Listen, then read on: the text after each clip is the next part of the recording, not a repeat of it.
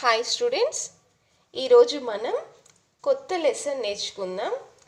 లోహ కార్బైనులు మరియు సంబంధిత సమ్మేళనాలు. లోహ కార్బైనులు మరియు సంబంధిత సమ్మేళనాలు.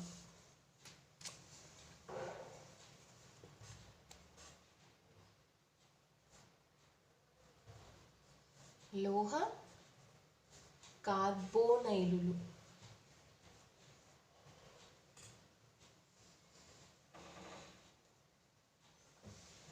మరియు సంబంధిత సమ్మేళనాలు సంబంధిత సమ్మేళనాలు.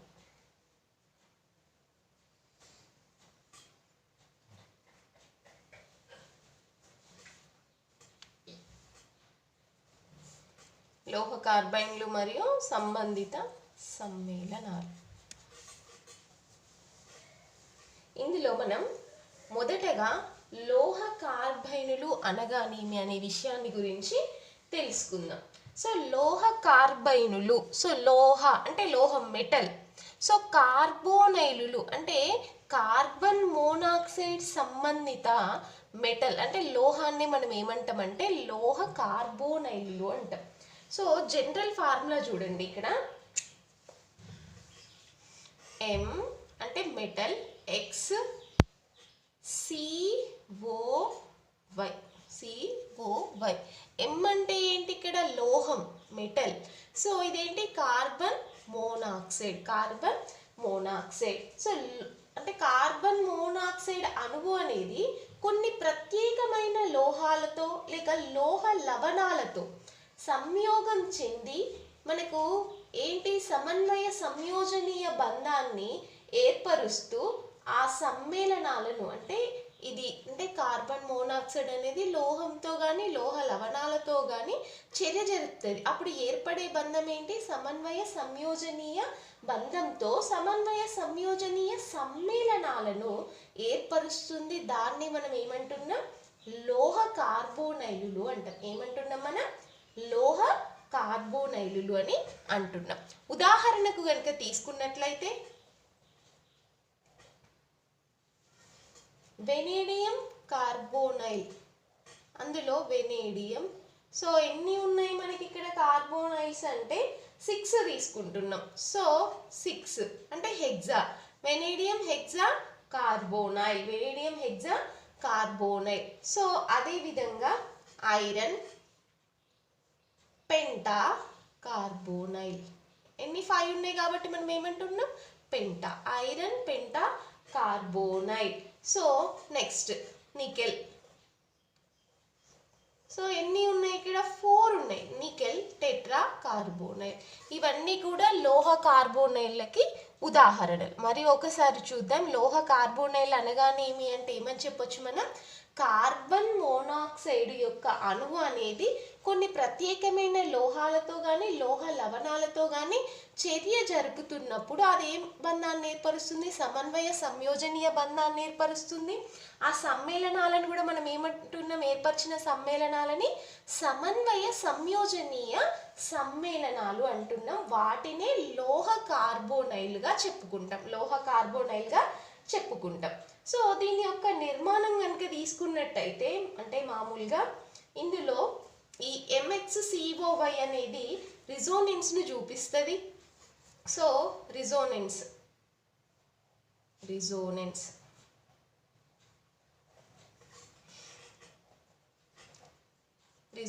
నిర్మాణం.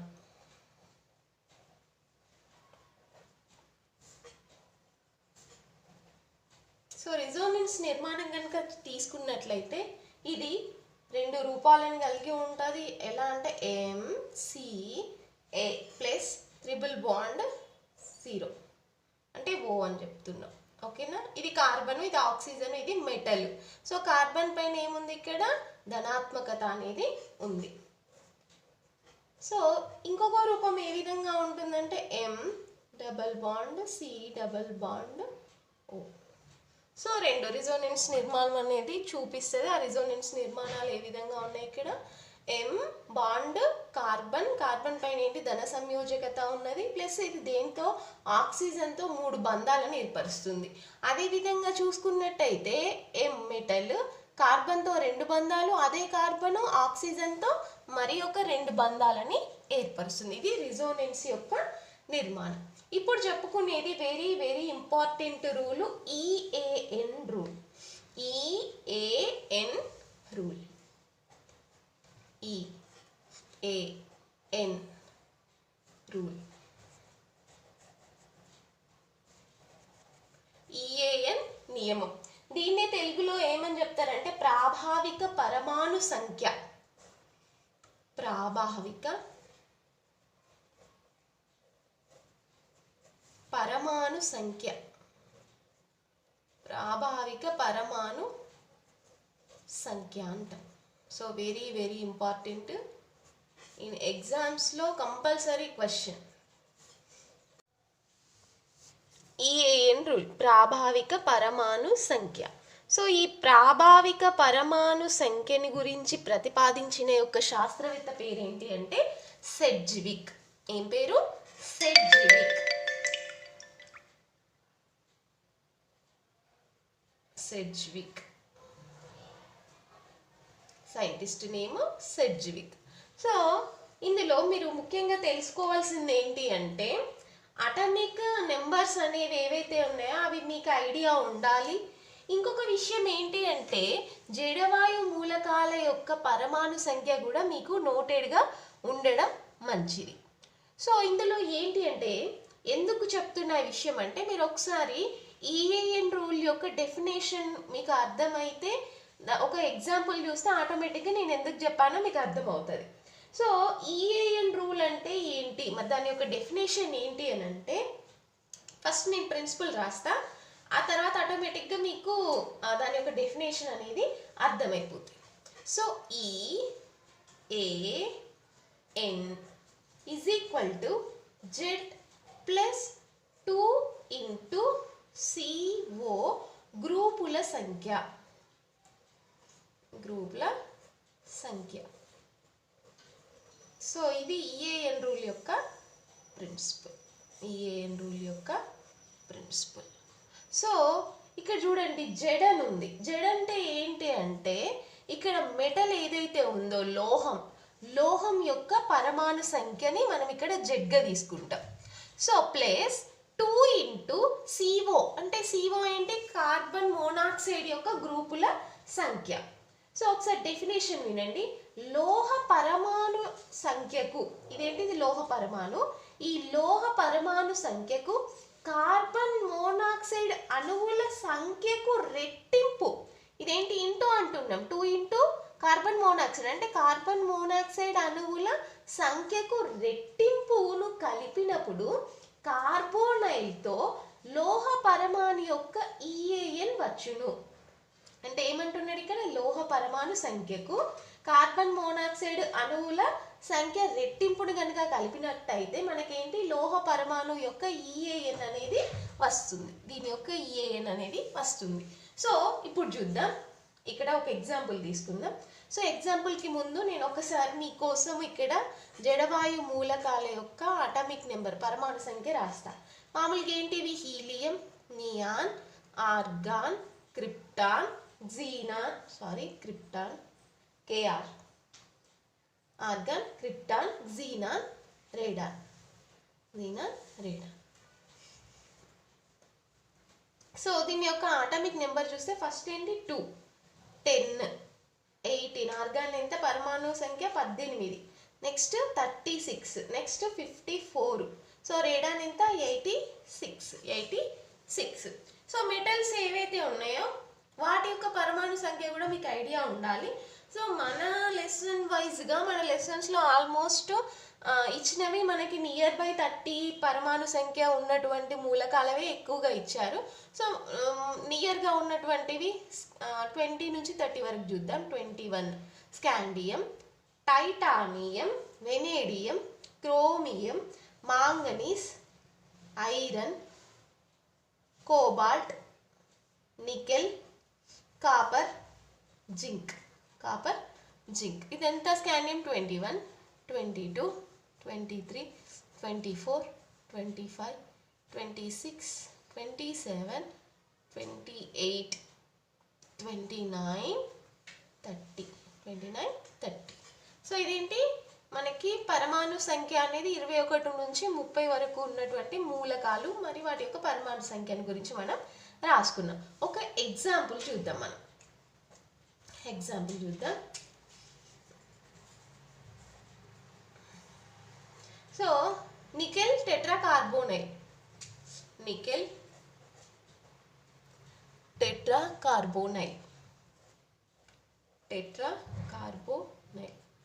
సో ఇక్కడ మనం ఏంటి నికెల్ యొక్క ఈఏఎన్ నెంబర్ అనేది మనం ఇప్పుడు ఐడెంటిఫై చేయాలి. సో మన ప్రిన్సిపల్ ఏంటి ఇక్కడ Z+2 ఇంటూ కార్బన్ మోనాక్సైడ్ గ్రూపుల సంఖ్య. సో నికెల్ యొక్క అటామిక్ నెంబర్ ఎంత? నికెల్ ఇక్కడ ఎంత 28. సో 28 + 2 ఇంటూ కార్బన్ మోనాక్సైడ్ గ్రూపుల సంఖ్య. సో ఇక్కడ ఎన్ని గ్రూప్, ఇప్పుడు కార్బన్ మోనాక్సైడ్ ఎన్ని ఉన్నాయి ఇక్కడ? 4.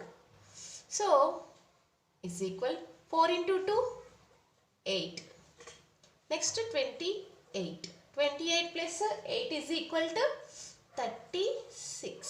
36. ఇక్కడ 36 అంటే ఏ జడవాయు మూలకం నియర్గా ఉంది అంటే క్రిప్టాన్.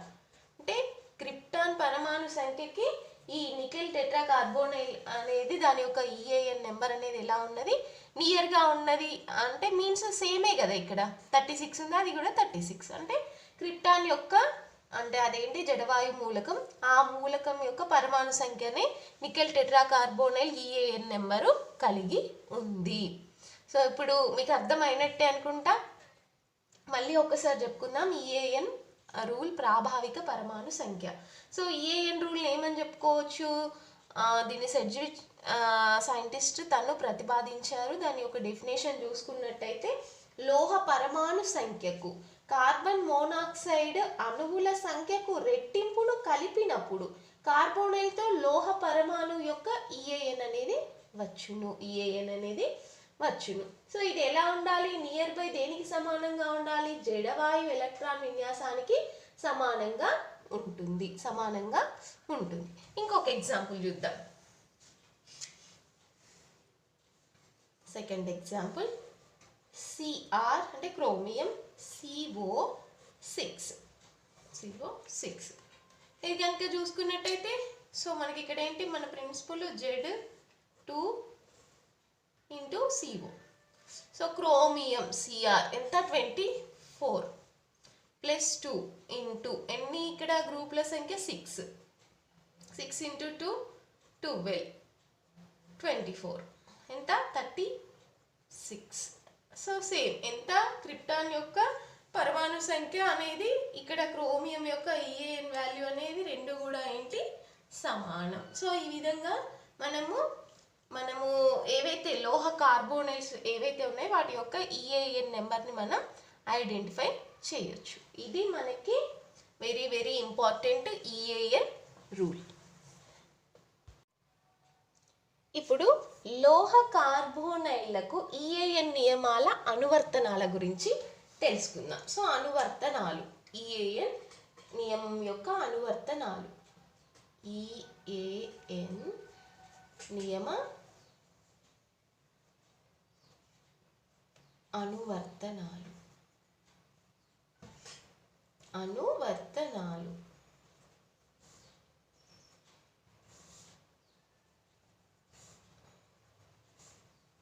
ఇందులో మామూలుగా ఏంటి అంటే 3 రకాల అనువర్తనాలు అనేవి ఉన్నాయి. సో మొదటిది ఏమిటి అంటే కేంద్ర లోహ పరమాణు సంఖ్యకు సరి సంఖ్య గల మోనోన్యూక్లియర్ కార్బోనైల్. అంటే సింపుల్గా చెప్పాలి అని అంటే మనం ఏదైతే మెటల్ తీసుకున్నాం కదా, ఇప్పుడు నికెల్ టెట్రాకార్బోనైల్ ఉంది, అక్కడ నికెల్ ఏదైతే ఉందో నికెల్ యొక్క అటామిక్ నెంబర్ ఎంత 28. అంటే లోహ పరమాణు యొక్క అటామిక్ నెంబర్ ఏమున్నది? సరి సంఖ్య అనేది కలిగి ఉంది. సో మళ్ళీ ఒకసారి చూద్దాం. సో సరి సంఖ్య గల, సింపుల్గా రాసుకుందాం, సరి సంఖ్య గల mononuclear carbonyl. Mononuclear nuclear carbonyl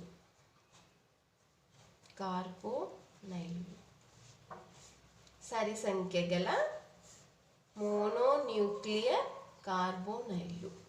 so అంటే ఏంటి, ఇక్కడ లోహ పరమాణు అనేది ఏంటి, సరి సంఖ్య అనేది ఉండాలి. ఆల్రెడీ మనం నికెల్ టెట్రా కార్బోనైల్ అనేది చూసుకున్నాం.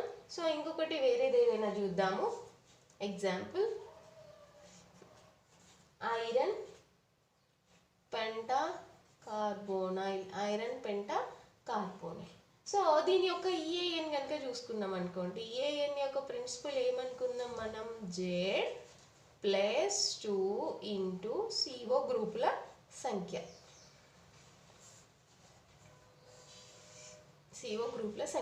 సో ఇందులో ఇప్పుడు ఐరన్ అని ఉంది. ఐరన్ యొక్క అటామిక్ నెంబర్ ఎంత, 26 +2 ఇంటూ కార్బన్ మోనాక్సైడ్ గ్రూపుల సంఖ్య ఎంత, ఇక్కడ 5. సో 26 యాజ్ వెల్ యాజ్ ఇక్కడ 5 ఇంటూ 2 ఎంత, ఇక్కడ 10. ఆన్సర్ ఎంత, 36. సో ఇంత ముందటిది. సో సమీప జడవాయు విన్యాసం దేనిది ఉంది, ఇక్కడ క్రిప్టాన్ది ఉంది. ఏముంది, క్రిప్టాన్ది ఉంది. సో ఇంకేదైనా చూద్దాం. సో సెకండ్ ఎగ్జాంపుల్ ఇక్కడ తీసుకుందామా.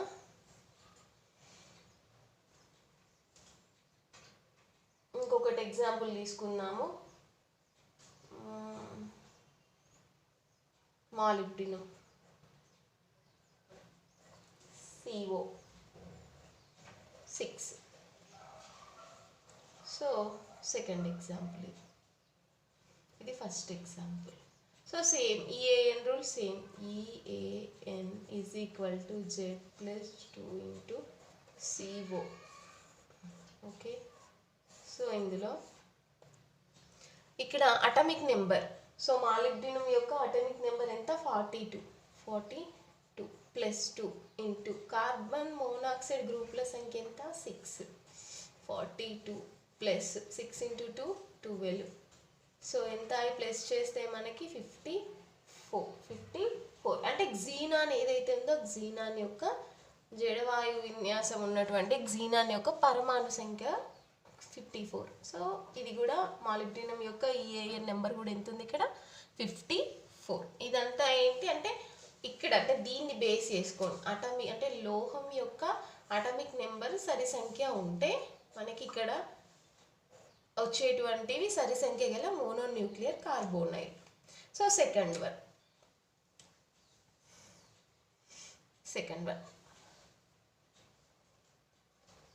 ఇక్కడ సరి సంఖ్య అయితే ఇక్కడ ఏంటి, బేసి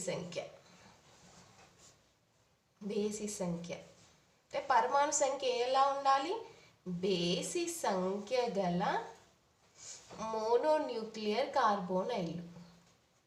mononuclear carbonyl.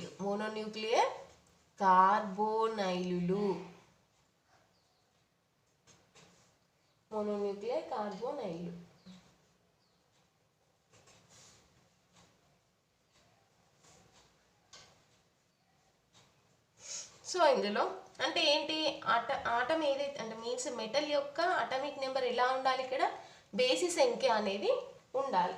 For example second one ఇక్కడ అంటే సెకండ్ దానికి సంబంధించి దీని యొక్క ఎగ్జాంపుల్ అనేది తీసుకుందాం. So cobalt tetra carbonyl. ఇక్కడ చూడండి CO అనేది ఏంటి, చిన్నగా ఉంది. ఇదేంటి, కోబాల్ట్. ఇక్కడ C ఆక్సిజన్ అంటే కార్బన్ ఆక్సిజన్. ఇదేంటి, కార్బన్ మోనాక్సైడ్. ఇది డిఫరెన్స్ అనేది ఉండాలి, రెండు సేమ్గా రాయకూడదు. So remember it. So cobalt tetra carbonyl. So EAN rule, EAN is equal to Z+2 into CO. So మన ప్రిన్సిపల్ CO గ్రూపుల సంఖ్య అన్నమాట. సో ఇందులో Z అంటే కోబాల్ట్ ఏదైతే ఉందో కోబాల్ట్ యొక్క అటామిక్ నెంబర్ ఎంత, 27. ఇదేంటి, బేసి సంఖ్య +2 ఇంటూ సో ఇక్కడ కార్బన్ మోనాక్సైడ్ యొక్క గ్రూపుల సంఖ్య ఎంత ఉన్నది, 4. So 27 as well as +4 into 2 8. So 27 + 8. So answer ఎంత ఉంటుంది, ఇక్కడ 35. 5 ఇక్కడ 3 2 ఇది 35. సో 35 ఇది 36. అంటే నియర్గా ఏమున్నది క్రిప్టాన్ యొక్క విన్యాసమే కదా నియర్గా. క్యాజువల్ అంటే కంప్లీట్గా కాదు. ఇక్కడ 36 ఉంటే క్రిప్టాన్ జడవాయు విన్యాసం, కానీ ఇక్కడ చూడండి 35 ఉంది, అంటే దగ్గరగా సమీప జడవాయు విన్యాసం అనేది కలిగి ఉంది. సో నెక్స్ట్ ఇంకొకటి చూద్దాం. Second example manganese pentacarbonyl. So manganese pentacarbonyl EAN rule principle Z+2 into carbon monoxide గ్రూపుల సంఖ్య. సో ఇక్కడ మాంగనీస్ యొక్క పరమాణు సంఖ్య ఎంత 25 + 2 ఇంటూ కార్బన్ మోనాక్సైడ్ గ్రూపుల సంఖ్య ఎంత 5. సో 25 ప్లస్ ఇక్కడ ఎంత 5 × 2 10. ఎంత ఆన్సర్ 35. సో నియర్గా ఏ పరమాణు సంఖ్య క్రిప్టాన్. ఇది కూడా ఏంటి జడవాయు మూలకం క్రిప్టాన్. సో అన్నిటికీ కూడా ఇక్కడ ఏముంది, ఇక్కడ క్రిప్టాన్, ఇక్కడ కూడా క్రిప్టాన్. సో నియర్ బైగా ఉంది. ఇదేంటి బేసిస్ సంఖ్య గల మోనోన్యూక్లియర్ కార్బోనైల్ల గురించి ఎగ్జాంపుల్స్తో సహా తెలుసుకున్నాం. So last one polynuclear carbonyls. Third one polynuclear కార్బోనైలులు. థర్డ్ వన్ పాలీన్యూక్లియర్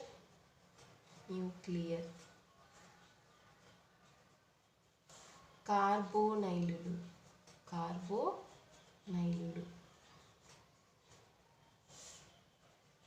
పాలి అంటే many, more than one. Polynuclear కార్బోనైలులు.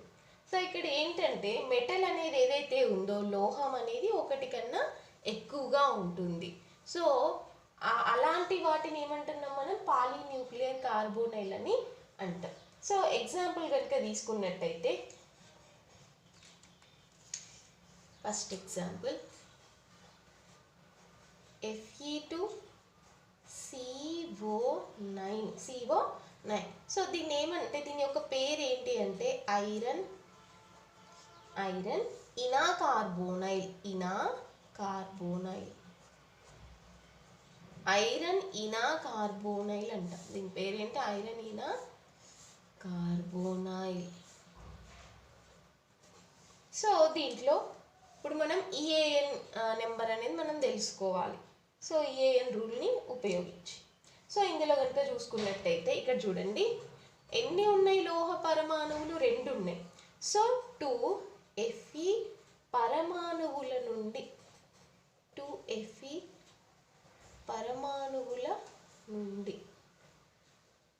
ఎంత 2 ఇంటూ. సో ఐరన్ యొక్క అటామిక్ నెంబర్ ఎంత 26. So answer 52.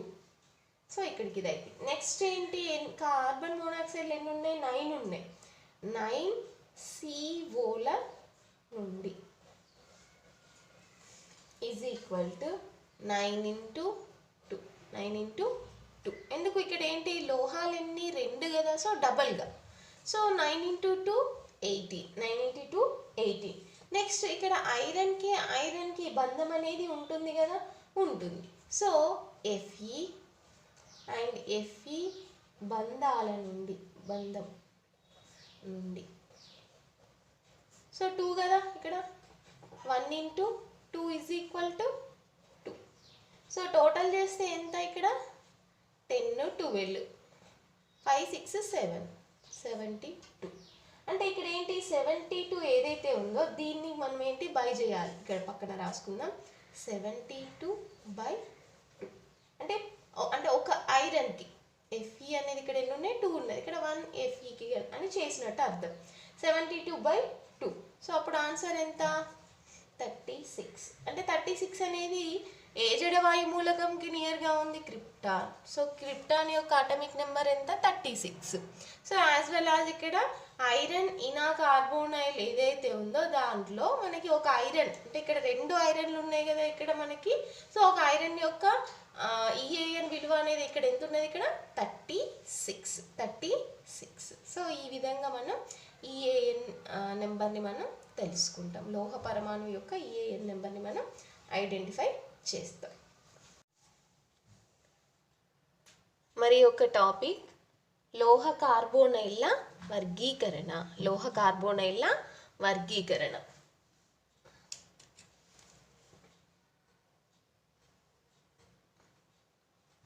లోహ కార్బోనైల్ల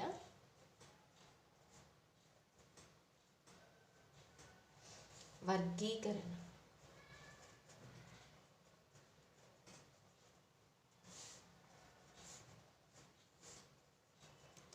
సో లోహ కార్బోనైల్లని మనము 3 రకాలుగా వర్గీకరించాము. సో అందులో మొదటిది మోనోన్యూక్లియర్ లేక మోనోమరిక్ లోహ కార్బోనైల్లు. సో మొదటిది ఏంటి, సింపుల్గా చెప్పాలంటే మోనోన్యూక్లియర్ లోహ కార్బోనైల్లు.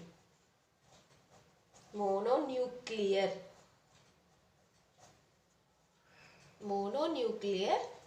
లోహ కార్బోనైలులు.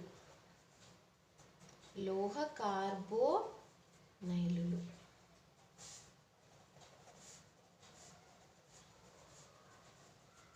సో మోనోన్యూక్లియర్ లోహ కార్బోనైల్ అని వేటిని అంటారంటే ఒకే ఒక లోహ పరమాణువును కలిగి ఉన్న కార్బోనైల్ని ఏమంటామంటే మోనోన్యూక్లియర్ లోహ కార్బోనైల్ అని అంటాం.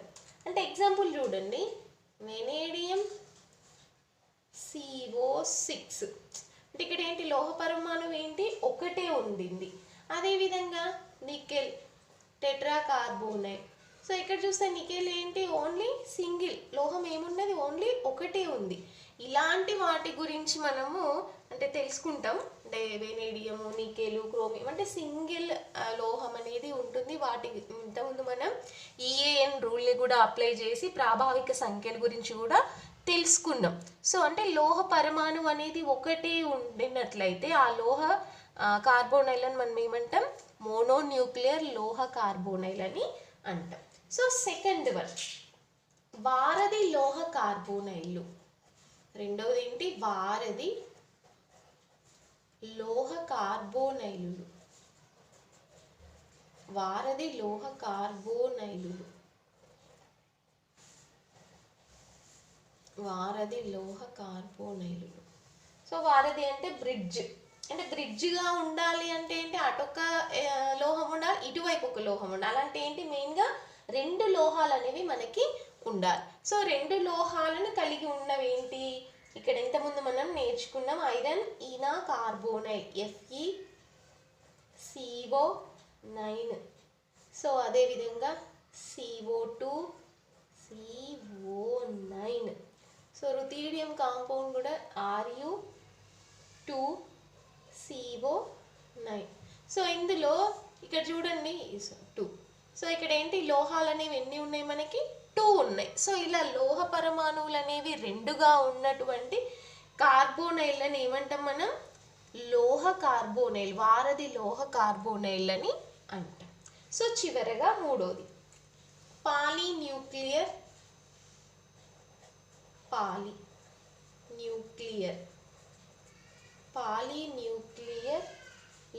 కార్బోనైల్స్ డైరెక్ట్, లేకపోతే లోహ కార్బోనైల్స్. పాలీన్యూక్లియర్ లోహ కార్బోనైల్. సో పాలి అంటే ఏమని చెప్పుకున్నాం, మెనీ. పాలి అంటే మెనీ. సో ఇందులో ఏంటి, మోర్ దెన్ 2గా తీసుకుంటున్నాం. సో Fe3CO12 CO4 CO12 చిన్నగా పెడు కోబాల్ట్. Next Ru3CO12. అంటే ఇక్కడ ఏంటి, లోహ పరమాణువు అనేది మోర్ దెన్ 2 అంటే 2 కన్నా కూడా ఎక్కువగా ఉన్నాయి లోహ పరమాణువులు. సో ఇలాంటి వాటితో కార్బోనైల్ సమూహం అనేది చర్య జరిపి ఏర్పరిచినటువంటి సమ్మేళనాలను మనం ఏమంటామంటే పాలీన్యూక్లియర్ లోహ సమ్మేళనాలు అని అంటాం. సో ఇది కంప్లీట్గా లోహ కార్బోనైల్ల వర్గీకరణ. ఈజీ, ఏం లేదు. లోహ పరమాణువు 1 కనుక ఉంటే మోనోన్యూక్లియర్, లోహ పరమాణువు 2 ఉంటే వారధి లోహ కార్బోనైల్లు, లోహ పరమాణువు అనేది 2 కంటే ఎక్కువగా ఉన్నట్లయితే దాన్ని మనం పాలీన్యూక్లియర్ లోహ కార్బోనైల్ అని అంటాం. Thank you.